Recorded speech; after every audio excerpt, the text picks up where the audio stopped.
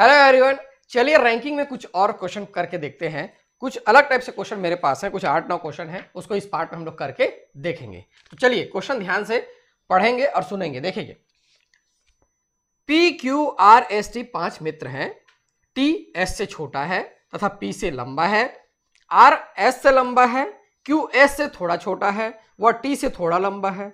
सबसे छोटा व सबसे लंबा क्रमशः कौन है, आपको बताना है। तो ऐसे भी जो प्रश्न है ये भी रैंकिंग के ही प्रश्न है। कभी कभी ऐसे प्रश्न आपको तल जो जमाते हैं, कोई 5 मंजिल 6 मंजिल में है करके, और थोड़े ज्यादा पेचीदे रहते हैं, उसमें मिलेंगे उसमें, और उसमें एक बार जमाने के बाद दो तीन क्वेश्चन आप बनाएंगे। लेकिन इस टाइप वाले क्वेश्चन में एक ही टाइप से प्रश्न रहेगा और उसको थोड़ा सा मेहनत के बाद आप जमा लेंगे और एक ही प्रश्न सॉल्व होगा, और ये आपका रैंकिंग में आता है। ठीक है, तो चलिए यहां पे क्या दिया हुआ है उसके हिसाब से हम लोग जमाना शुरू करते हैं। पी टी जो है, T for toy, T S से छोटा है। जो टी जो है एस से छोटा है बोलेगा तो टी को ऐसे रखिए और एस को ऊपर रखिए। जो बड़ा रहेगा ऊपर रहेगा और जो छोटा रहेगा वो नीचे रहेगा। टी एस से छोटा है, कहां पे आएगा वो देखेंगे अभी। ठीक है, नेक्स्ट चलते हैं। अब टी की ही बात कर रहा है, तथा पी से लंबा है। टी एस से छोटा है और पी से क्या है, लंबा है, मतलब पी जो है नीचे आएगा, अब टी क्या हो गया, लंबा हो गया। ठीक है, हम लोग ऐसा इसका सीक्वेंस रखे हुए हैं कि इस तरीके से ये बढ़ा हुआ है। आर जो है एस से लंबा है, आर एस से लंबा है, तो आर ऊपर में आएगा, एस से लंबा हो गया वो।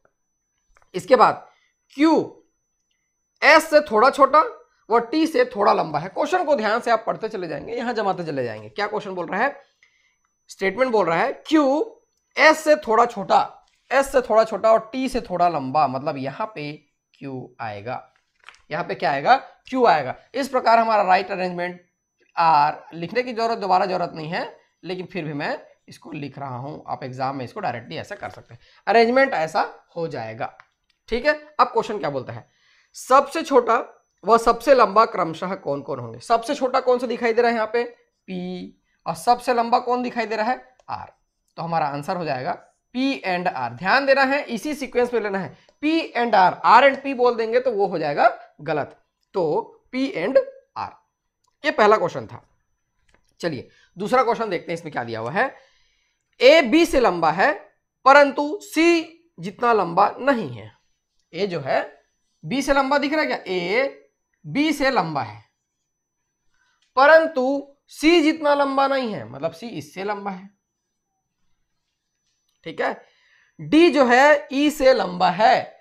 अभी डी ई के बारे में यहां पे तो कुछ है ही नहीं, तो मैं लिख नहीं सकता, अलग से लिख सकता हूं। डी ई से लंबा है ना, मैं यहां पे डी लिख लेता हूं और ये ई लिख लेता हूं, ऐसा आएगा। ये डी जो है ई से लंबा है, ठीक, परंतु बी जितना लंबा नहीं है। अब बोल दिया डी ई से लंबा है परंतु बी जितना लंबा नहीं है, मतलब बी के नीचे क्या आ जाएगा, डी। बी जितना लंबा नहीं, डी ई से तो लंबा हो गया लेकिन बी जितना लंबा नहीं है। ठीक है, अब क्वेश्चन को आप लोग और पढ़ सकते हैं, स्टेटमेंट को और चेक कर सकते हैं, ये बिल्कुल सही आपको मिलेगा। सी ए बी डी ई ये जम गया। क्वेश्चन क्या पूछ रहा है, इनमें सबसे लंबा कौन है, सबसे लंबा कौन है, ये जो है दिखाई दे रहा है, ये हमारा आंसर हो जाएगा। देखो इसमें गलती क्या होता है, देखो ऑप्शन, हमारा आंसर क्या है, सी। तो ध्यान देंगे ऑप्शन में क्या दिखाई दे रहा होगा आपको, ए दिखाई दे रहा होगा, एक ए जो दिखाई दे रहा होगा वो है सी लिखा है, और सी, ऑप्शन सी दिखाई दे रहा है ई। तो हमारे माइंड में क्या चल रहा है कि हमारा आंसर सी आया है, चल रहा है माइंड में। तो कभी कभी क्या लगता है, कई लोग इसको टिक लगा देते हैं, कई लोग इसको टिक लगा देंगे, हमारे माइंड में चल रहा है ना सी, लेकिन ये ऑप्शन सी है, इसके अंतर्गत आंसर क्या है, ई है, इसलिए ये हो जाता है गलत। होता है ऐसा, टिक लगाते समय ऐसी गलती होती है। ठीक है, हमारा आंसर हो जाएगा ऑप्शन ए, जिसके अंतर्गत लिखा हुआ है सी, ये होगा आंसर। ठीक है, तो ऐसे ही ध्यान रखना है कि कहां हम लोग गलती कर देते हैं एग्जाम में। चलिए और ऐसे क्वेश्चन बना के देखते हैं। क्वेश्चन को ध्यान से पढ़ना है, वीडियो पॉज करके बनाने का प्रयास करना है, नहीं बनेगा तो वीडियो रिज्यूम करके उसका सॉल्यूशन देख लेना है। चलते हैं, 5 व्यक्ति दौड़ रहे हैं, ऐसे ही लेंगे उसको, ऐसे नहीं लेंगे, दौड़ रहे हैं तो ऐसे ही लेंगे हम लोग, जैसे एक डायरेक्शन में चल रहे हैं वैसे डायरेक्शन में चलेंगे। 5 व्यक्ति दौड़ रहे हैं, ठीक, डी ए से आगे है। ये देखो यहां पे मैं एक लाइन खींच लेता हूं, डी ए से आगे है, देखो ये ऊपर हो गया, ए से आगे है, ठीक। ई बी का पीछा कर रहा है, ई जो है बी का पीछा कर रहा है, तो ऐसा लिख सकते हैं कि हम लोग, चलो मैं इधर लिख के रखता हूं, ई बी का पीछा कर रहा है, मतलब ऐसे आएगा, बी पहले जा रहा है और ई बाद में आएगा। ई बी का पीछा कर रहा है, कहां पे आएगा देखेंगे, अभी पीछा कर रहा है। सी ए और बी के बीच में था, अब देखो ए यहां है, बी यहां है, सी को बीच में लाना है। सी जो है ए और बी के बीच में था, तो जाहिर सी बात है इन सबको मैं नीचे लेके आऊंगा, ये बी और ई, और यहां पे मैं जब सी को बैठाऊंगा तो सी ए और बी के बीच में आ जाएगा, और इस प्रकार से ऐसा ये जम जाएगा। ठीक है, डी ए से आगे है, देखो डी ए से आगे है, यहां पे ई बी का पीछा कर रहा है, ई जो है बी का पीछा कर रहा है, हाँ, सी ए और बी के बीच में था, बताइए उस कतार के बीच में कौन था, मध्य में, यही है, यही हमारा आंसर हो जाएगा, सी जो है बीच में है। क्लियर है, ऐसे ही इसको बनाना है। ऐसे वाले प्रश्न अभी और भी हैं, उसको करके देखते हैं। ऐसे वाले प्रश्न बहुत इजी रहते हैं, थोड़ा सा मेहनत और आंसर हमारे सामने होता है। तो अभी और क्वेश्चंस करके देखते हैं। ए बी सी डी और ई में से प्रत्येक अलग अलग अंक प्राप्त करता है, बी केवल ई से कम अंक प्राप्त करता है तथा ए केवल सी से अधिक अंक प्राप्त करता है, उनमें सबसे अधिक अंक कौन प्राप्त करता है, आपको बताना है। देखो बी केवल ई से कम अंक प्राप्त करता है, बी केवल ई से कम अंक प्राप्त करता है, मतलब ई जो है ऊपर में आएगा, ई का सबसे ज्यादा अंक है, और बी जो है केवल ई से कम अंक प्राप्त करता है, मतलब सारे इसके नीचे आएंगे। शब्द को पकड़ना है आपको, ठीक है। बी केवल ई से कम अंक प्राप्त, मतलब ई के ऊपर में और कोई नहीं है, और बी के ऊपर में केवल ई है, ठीक है। ए केवल सी से अधिक अंक प्राप्त करता है, ए जो है केवल सी से अधिक अंक प्राप्त करता है, मतलब ए के नीचे में सिर्फ सी है और इधर कोई नहीं है, केवल केवल बोल दिया है वो। तो हमारे पास बच कौन गया, ए हो गया, बी हो गया, सी हो गया, डी बच गया, डी यहां पे आ जाएगा, डी बीच में आ जाएगा, ठीक है। उनमें सबसे अधिक अंक कौन प्राप्त करता है, तो सबसे अधिक अंक ये जो है प्राप्त करता है, ये हमारा आंसर हो जाएगा। सबसे अधिक अंक ई प्राप्त करता है। उम्मीद है आपको ये जो क्वेश्चंस है वो समझ में आ रहे होंगे और आपसे भी ऐसे बनने लगे होंगे। ऐसे क्वेश्चन इजी होते हैं, बहुत लोग इजीली बना लेते हैं। चले, एक इंटरेस्टिंग क्वेश्चन है, उसको भी लेकर चलते हैं। 5 पक्षी हैं, कौवा, कबूतर, छोटा कबूतर, बड़ा कौवा और गरुड़। एक पेड़ की शाखा से एक के बाद एक उड़ते हैं। बड़ा कौवा कौवा के बाद उड़ा। देखो मैं लिख लेता हूं, क्या बड़ा कौवा लिख लूं, ये देखो हिंदी वाले और इंग्लिश वाले थोड़ा देख लेंगे, लॉजिक चेंज नहीं होता है चाहे कोई सा भी लैंग्वेज हो। बड़ा कौवा किसके बाद उड़ा बोल रहा है, कौवे के बाद उड़ा, मतलब कौवा जो है पहले उड़ा, यहां कौवा को रख लेते हैं, ठीक है। कौवे के बाद उड़ा, बड़ा कौवा कौवे के बाद उड़ा, ठीक। उसके बाद मगर गरुड़ से आगे है। ध्यान देंगे यहां मगर शब्द लिखा हुआ है, यहां पे जो मगर है वो क्रोकोडाइल वाला मगर नहीं है, ठीक है, वो लेकिन वाला मगर है। क्वेश्चन सॉल्व करते समय हम लोग क्वेश्चन पढ़ते पढ़ते इसमें कंफ्यूज हो जाएंगे, लेकिन यहां पे तो पक्षी की बात कर रहा है, मगर पक्षी नहीं है। वो जबरदस्ती ऐसे शब्दों को यूज किया हुआ है जिससे कंफ्यूज हम होने लगे, लेकिन हम हो नहीं रहे हैं। बड़ा कौवा कौवे के बाद उड़ा, मगर गरुड़ से आगे है। बड़ा कौवा इसके बाद तो है लेकिन गरुड़ से फिर भी आगे है बोल रहा था, मतलब गरुड़ इसके नीचे आएगा, इससे आगे है, गरुड़ से आगे है तो गरुड़, ठीक है। समझना इस चीज को। कबूतर कौवा और बड़ा कौवा के बीच में है। कबूतर जो है कौवा और बड़ा कौवा के बीच में, देखो यहां कबूतर लिख लेते हैं, ये कबूतर कौवा और बड़ा कौवा के बीच में है, ठीक। उसके बाद छोटा कबूतर कौवा के आगे है, तो सबसे ऊपर क्या आ गया, छोटा कबूतर आ गया। देखेंगे इस चीज को, इसमें जैसे जैसे पक्षी को यूज किया है उसमें कोई बड़ी बात नहीं है, कंफ्यूज करने के लिए ऐसा देता है। ये हो गया हमारा सीक्वेंस। क्वेश्चन क्या पूछा है, सबसे पीछे कौन सा पक्षी है, तो साफ साफ यहां पे दिखाई दे रहा है, ये हमारा आंसर हो जाएगा। जमाना बस सही है, एक बार आप जमा लिए आंसर आपके हाथ में आ जाएगा, ठीक है। चलिए और क्वेश्चन लेके चलते हैं। ये भी इंटरेस्टिंग क्वेश्चन है, सुनेंगे। 5 डिब्बे हैं, बॉक्सेस हैं, जिस पर 1 2 3 4 5 अंकित हैं, वे अलग अलग वजन के हैं। डिब्बा 1 डिब्बा 5 से भारी है। क्वेश्चन ध्यान से यहां पढ़ लेंगे। मैं गूगल ट्रांसलेट से ट्रांसलेट किया रहता हूं, हो सकता है कुछ मिसमैच हो जाए। क्वेश्चन मूलतः ज्यादातर हिंदी में रहता है, हिंदी से मैं इंग्लिश में ट्रांसलेट करता हूं, तो आप लोग उस यदि विरोधाभास होता है तो हिंदी वाला प्रेफर करेंगे, और ज्यादा नहीं तो कमेंट में पूछ लेंगे। डिब्बा 1 डिब्बा 5 से भारी है। चलिए यहां पे ले ले क्या, चलिए डिब्बा 1 डिब्बा 5 से भारी है, तो डिब्बा 5 को मैं नीचे रख लेता हूं, ठीक। लेकिन डिब्बा 3 से हल्का है। जो डिब्बा 1 है डिब्बा 5 से भारी हो गया और डिब्बा 3 से हल्का हो गया, ऐसे क्रम में है हल्का और भारी का, ठीक है। डिब्बा 4 डिब्बा 3 से भारी है। डिब्बा 4 यहां पे ले लें क्या, ये डिब्बा 4 हो गया जो डिब्बा 3 से भारी है, लेकिन डिब्बा 2 से हल्का है। डिब्बा 2 से हल्का है मतलब 2 इसके ऊपर आ जाएगा। 4 जो है 3 से भारी हो गया और 2 से हल्का हो गया, तो हमारा सीक्वेंस इस प्रकार से जम गया क्या, ये देखो ऐसा ये जम गया, ऐसा ये जम गया। फिर से पढ़ते हैं, देखिए डिब्बा 1 डिब्बा 5 से भारी यहाँ है, लेकिन डिब्बा 3 से हल्का है, ठीक। डिब्बा 4 डिब्बा 3 से भारी है, हाँ भारी है, लेकिन डिब्बा 2 से हल्का है, ठीक।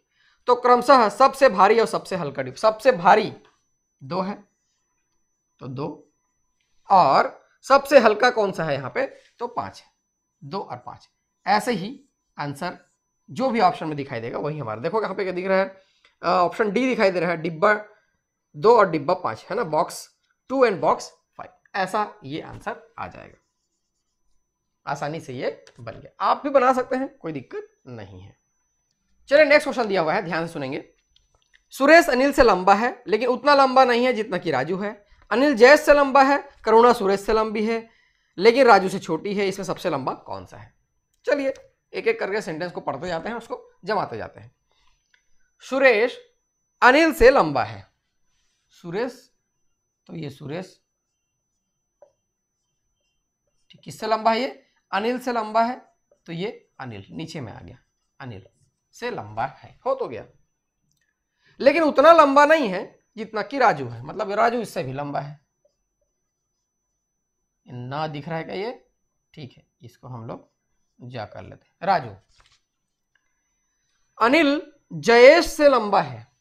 अनिल जो है जयेश से लंबा है, मतलब जयेश जो है नीचे आ जाएगा, जयेश से लंबा है, ठीक है।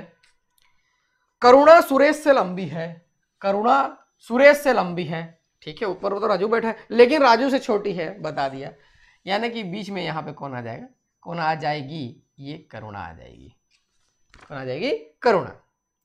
इनमें सबसे लंबा कौन है? सबसे लंबा राजू है। ये हमारा आंसर हो जाएगा। क्या हो जाएगा हमारा आंसर? ठीक, चलिए नेक्स्ट क्वेश्चन चलते हैं। गोपाल मोहन से लंबा है, हरि गिरधर से छोटा है, कृष्ण मुरली से लंबा है, गोपाल मुरली से छोटा है, मोहन गिरधर से लंबा है, तो बताओ सबसे छोटा कौन है? ऐसा पढ़ने में ऐसा लगता है इसको बनाएंगे कैसे कैसे। चलो छोड़ो क्वेश्चन को, आगे बढ़ो। लेकिन देखो हम लोग एक एक करके प्लॉट करते जाएंगे, क्वेश्चन इजीली बन जाएगा। चलिए, गोपाल मोहन से लंबा है, ये रखिए गोपाल किससे लंबा है बोल रहा है? ये मोहन से लंबा है बोल रहा है, तो ये रखिए मोहन। हो गया, गोपाल मोहन से लंबा हो गया। उसके बाद हरि गिरधर से छोटा है। अभी हरि और गिरधर से यहां पे कोई रिलेशन नहीं दिख रहा है, ठीक है। हरि यहां मैं लिख लेता हूं, किससे छोटा है? गिरधर से छोटा है, तो ये ऐसा आएगा, देखेंगे जमा के कहां पे ये जमेगा, ऐसा आएगा ये, हरि गिरधर से छोटा है, ठीक। देखेंगे आगे, तो देख लेते हैं गिरधर शब्द और कहां पे इस्तेमाल हुआ है। देखो एक और, मोहन गिरधर से लंबा है।